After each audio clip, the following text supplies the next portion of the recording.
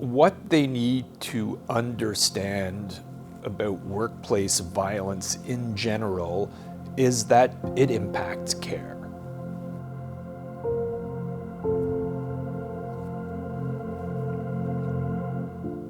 So I'm Chris Rabbat, I'm one of the nephrologists here, and I've been at St. Joe's for probably almost 3 decades now.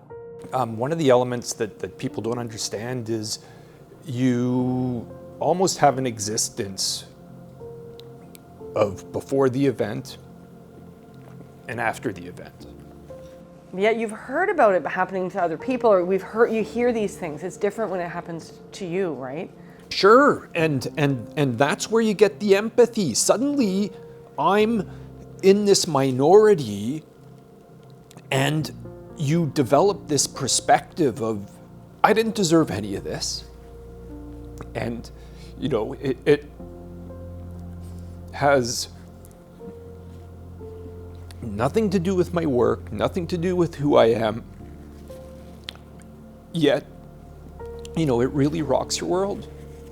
It is just such an absurd experience that it becomes like, what do you say to a guy? It's human nature for everybody just to avoid the topic. But it's important for people to realize it had impact. You know, I spent probably 10 or 11 months with my office door closed.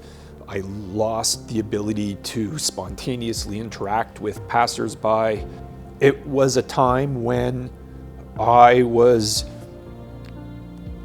cutting start times close, leaving when I was finished, and didn't experience, you know, fulsome workplace interactions. Why, from your experiences, in your perspective, why do you think that may be? Why do we not, what's stopping, we know it's bad, we only know a portion of it. Why do you think that is? Some episodes or violent events are considered minor for the individual, and they may not report, or they may not realize the impact that it has down the road.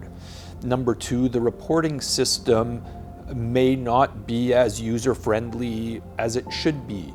Number three, it makes people relive the experience, and that's where I think there's a lot of progress that can be made by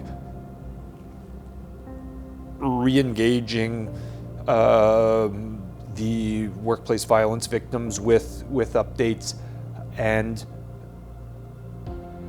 emphasizing to all healthcare workers that it is through reporting that we can fully appreciate the magnitude of the problem. What gives me hope is Mike's approach of shining the light on the problem, and not just the spotlight, but allowing it to broaden out so that we see the full scope of workplace violence events. When healthcare providers don't feel safe at work, or when healthcare providers have bad experiences at work, that environment becomes, for lack of a better term, poison.